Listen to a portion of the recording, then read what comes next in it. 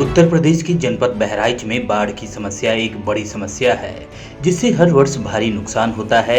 इस वक्त बहराइच में बाढ़ की समस्या जारी है। ऐसे में बाढ़ प्रभावित लोग काफी प्रभावित हैं, जिसको समझते हुए आज बहराइच में समाजवादी व जनवादी पार्टी ने संयुक्त रूप से राज्यपाल को संबोधित ज्ञापन सिटी मजिस्ट्रेट को सौंपा। वहीं इस विषय पर समाजवादी पार्टी जिलाध्यक्ष रामहर्ष यादव ने जानकारियां दी। बहराइच जनपद की 4 तहसीलें बाढ़ की भीभीषिका और बरसात से पूरा किसान तबाह हो गया है।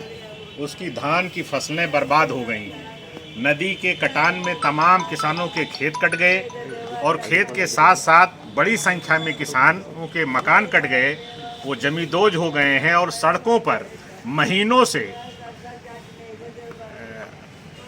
डेरा डाल करके सड़कों पर गुजर बसर कर रहे हैं छोटे छोटे बच्चों के साथ। उनके खाने के लाले पड़े हैं और आज तक सरकार ने उनको ना बसने की कोई जगह दिया है, ना उनको कोई खाने पीने का उनके कोई इंतजाम कराया है, ना उनकी फसलों का नाश हुई फसलों का कोई मुआवजा दिया है।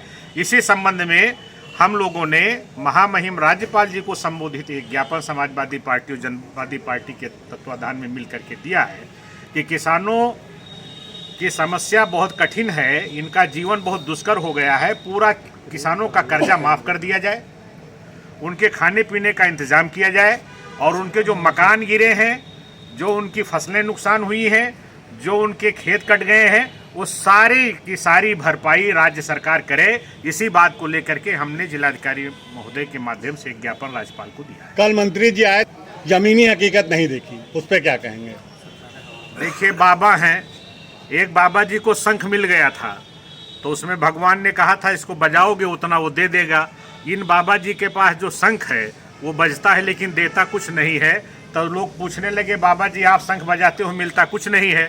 तब बाबा जी ने कहा, इदम शंखम ना अस्ति, इदम बदाम ददाम ना, ये शंख वाला नहीं है, ये ढपोल शंख है, ये बजता है देता कुछ नहीं है। यही कितनी कहना जनता प्रभावित है बाढ़ क्षेत्र में? 4 तहसीलों में मैं समझता हूं कि कम से कम 10 लाख किसान प्रभावित हुए हैं। और इसके अलावा जहां नहीं बाढ़ आई है वहां भी इस बरसात की वजह से जो धान के खेतों में जलभराव की समस्या हुई है, सारा पका हुआ धान या कटा हुआ धान खेतों में लगा हुआ था, सारे जहां बाढ़ग्रस्त एरिया है वो तो पूरी तरीके से तबाह हो गया है।